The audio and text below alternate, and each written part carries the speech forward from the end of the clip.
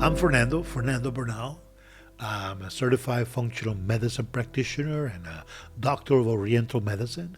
I've been in practice for over 30 years, and for the last 10 years or so, I've focused my practice in helping women get rid of the abdominal pain, reduce bloating, and enjoy food again. I am a licensed acupuncture physician in Florida and in Colorado. I'm a certified functional medicine practitioner. I'm a national board certified in applying functional medicine in clinical practice by the Institute of Functional Medicine, certified in blood chemistry analysis, GI map certification, that's for stool testing. I love physiology. I am a perpetual student and an educator. But even though I am now a sought after practitioner, and currently my brick and mortar practice is focused on gastrointestinal conditions, I want you to know that things certainly weren't always this way. Let me show you what I mean. Back in the late 70s, I had been a vegetarian, borderline vegan, for over 10 years. During that time, I worked as a contractor and I trained in serious martial arts and I ran around 15 miles every day as I was preparing to run for the Chicago Marathon. I was young and I could get away with it.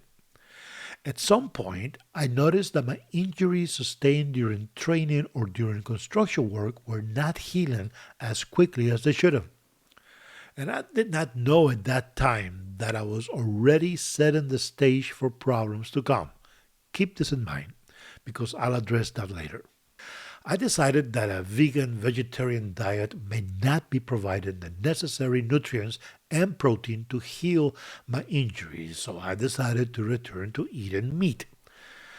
One day I came across this West Indies restaurant. Now, this restaurant was in the north side of Chicago, which at that time was a bit on the rough side, so it was probably not the best choice of a restaurant to return to eating meat. But I did anyway. So I went in and ordered this awesome smelling appetizing dish. It was like a stew, as I recall. And from that day on, my digestion was screwed up. It was never the same. The next day, I didn't feel great, but like most guys, I said, heck, it'll go away. But it didn't. I was not regular, whereas before, I was like clockwork. Not anymore. I was bloated after eating. Going to the bathroom was unpredictable. Sometimes it would be diarrhea, but more often than not, it was constipation. This went on literally for years, and I kept it to myself for all those years.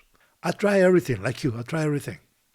I changed my diet back to being a vegetarian.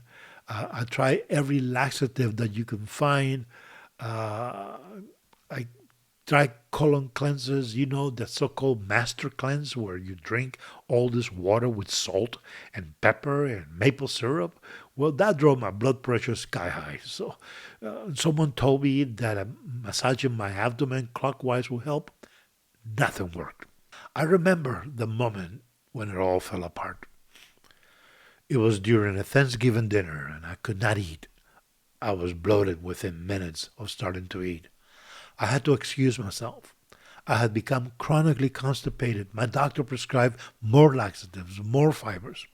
He was astonished when I told him that it didn't work. I could go several days without going to the bathroom, and when I did, it could have been diarrhea or a lot of straining to evacuate. I was miserable. I gained weight, always in a bad mood, afraid to eat.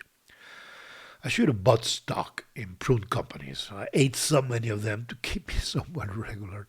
So after much suffering, it sent me on a journey to find answers. Someone asked me once, why didn't I get a colonoscopy? Well, keep in mind that at that time, mid-80s, doctors were not prescribing colonoscopies to their patients as much as it is done now. And when it was mostly for those over the age of 50, which I was not. Because really, colonoscopies became more popular around 1985 after President Ronald Reagan, his doctor insisted on the president getting a colonoscopy because he saw some abnormalities in the president's labs. And eventually that led to the president doing a colonoscopy and revealed that he had colon cancer and it saved his life. But for me, not being a president and not being 50, there was no colonoscopy.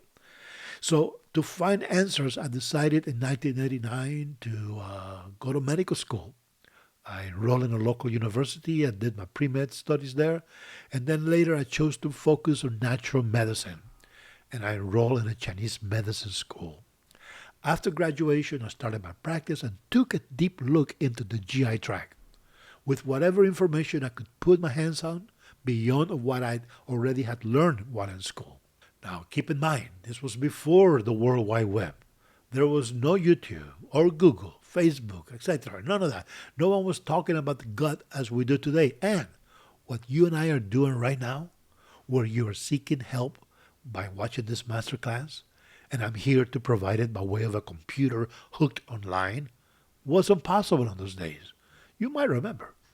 That was sci-fi, James Bond, Star Trek material. It was more about going to the library and bookstores, and even that information was limited.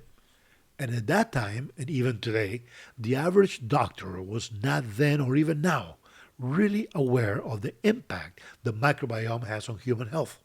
For that matter, the term microbiome was seldom ever used. It wasn't until 2001 that the term was used in the gastrointestinal literature.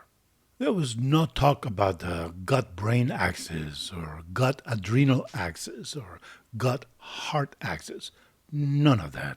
Look, the Human Microbiome Project, when they began to sequence the genes in the microorganisms that is in our guts, the bacteria, didn't start until 2007 and ended around 2016. That was 4 years after the Human Genome Project, where they sequenced our genes, ended in 2003.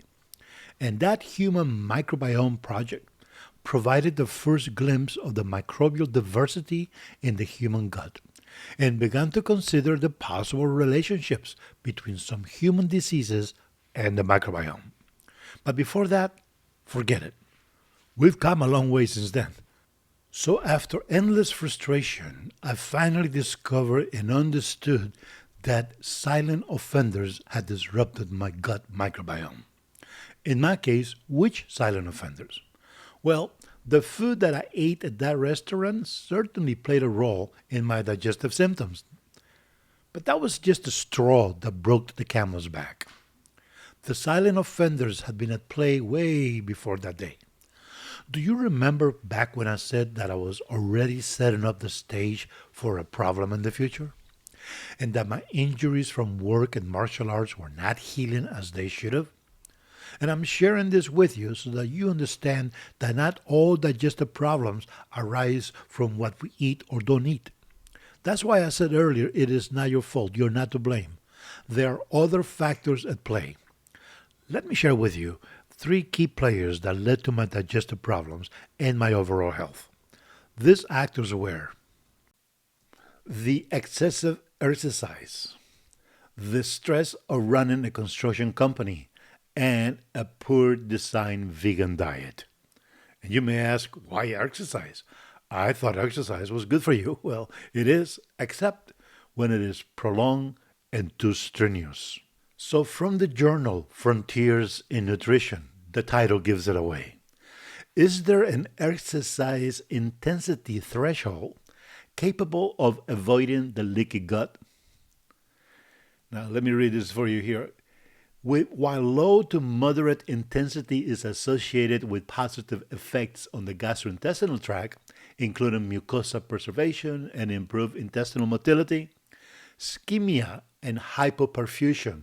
Now, we're talking there about lack of oxygen supply due to low blood flow. Ischemia and hypoperfusion associated with strenuous exercise are commonly associated with reduced gastric motility, epithelial injury, disturbed mucosal integrity, enhanced permeability, impaired nutrition absorption, and endotoxemia with local and systemic low-grade inflammation. That tells the story right there. So here I was running an average of 15 miles per day after a long day of construction work, followed by at least 3 times per week of martial arts training. Yeah, I was young, so I could get away with it. But I was depleting my reserves, my physiology. I was taking money out of the bank and not putting any back into the savings, if you know what I mean. And I love to run. I really understood what runners meant about the runner's high, There is this state of euphoria after a long run that is addictive. But without me knowing it, I was already developing what I later learned was called the runner's gut. So now we're dealing with the stress effect on the gut. In this paper from the Journal of Physiology, it says human studies indicate that acute psychological stress can increase GI permeability in the small and large intestine. So that's a key word we keep seeing, GI permeability. Because when the integrity of the cells become compromised for whatever reason, then we're allowing that outside world into our inner being, and that's what causes a lot of this inflammation and endotoxemia, the toxics into our bodies released by bacteria that dies, and their waste product goes into our system. So I had my share of stress, but you see, my own digestive system should have been able to deal with whatever little bug I got that day at that restaurant. Few days of maybe a diarrhea or constipation or just indigestion. But my body should have been able to get rid of it. But it didn't. Why? Because I was already depleted and the stage had already been set up for this problem to develop. And now we talk about my diet, the vegan diet that I was doing at that time. When you're eating a vegan or vegetarian diet, and for that matter, any diet, but in my case, primarily vegan diet, occasional fish here and there, an occasional egg, but pretty much vegan. And there is nothing wrong with a vegetarian or a vegan diet if you do it right. That's the key. To be honest, if one is not well educated in nutrition, which at that time I was not, one can potentially make dietary mistakes that can, in the long run, affect your digestion and overall health. So, I really did not know anything about the need of vitamin B12. This vitamin is primarily found in animal products, so vegans need to find fortified foods or take supplements. Or the fact that high levels of consumption of grains could inhibit absorption of zinc, iron, calcium, magnesium, and other minerals due to the high content of phytic acid. Or that non-heme iron, iron derived from plants, is not well absorbed in the absence of vitamin C, unlike heme iron, iron from animal source. So my diet, although apparently healthy, being plant-based, was really a problem waiting to manifest itself. Again, nothing wrong with this diet, but you have to do it right. I didn't. And once I had that aha realization, I finally figured out a better way to solve it. Armed with the knowledge about how my microbiome had been disrupted by those silent offenders, and having taken a serious study of the available literature in the intestinal bacteria that was available back then, I decided to take a look, if you will, into my gut. Sometime around 2002, I found a company that had developed a stool test that would give the practitioner or the patient a better look at the composition of his or her microbiome, the intestinal bacteria. And although I was a little apprehensive, I took it. The test had been developed by a company called Doctors Data, a company that had been providing functional labs since 1972. And their stool test gave a comprehensive evaluation of my GI microbiome using what at that time were considered advanced laboratory techniques. And back then, the test was not as comprehensive as it is now, but it gave me a view of the condition that my gut was in. That ignored human organ that Bocci called the gut was in despair. And that's what turned it around for me.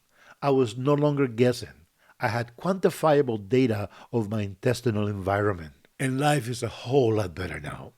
I took action on what I found in my stool test results. I was no longer guessing. I started making my own yogurt, kefir, fermented foods, and prokinetics, and through trial and error, I fixed the problem. I made use of some natural antimicrobials that I had learned about in Chinese medicine school. I learned about the right prebiotics to take. Now my gut feels amazing, and I've made it my mission to help others feel just as good before my days are over on this earth. It took time, perseverance, and a vision. You see, I'm not just the author of this program, I'm also a client. And best of all, I've done all the work and experimenting so that you don't have to anymore. And don't worry, you won't have to make your own yogurt or kefir if you don't want to. There are awesome companies making pre and probiotics in capsule or powder form that will do the job. I just like the ritual of making yogurt and I find it soothing, but you don't have to. But if you decide to do it, I can teach you. The key is to be a good landlord with our tenants, the microorganisms that live inside of us, to provide them with a suitable environment to live so that they can thrive. In turn, they pay the rent by giving us good digestion, vitamins, protection against pathogens, and like all symbiotic relationships, it is a win-win kind of deal. What it really takes, what I've learned from this journey, is that you don't have to be a scientist to achieve the results you want. You just have to be committed. And the fact that you are here taking the first step towards your bigger future says a lot about your commitment. So great job, and let's just keep going. Just imagine what life looks like when you no longer have to struggle with going to the bathroom multiple times a day or not going for days at a time. Just imagine how amazing it feels to enjoy food normally again. Imagine what it feels like to finally improve your digestion and lose some weight.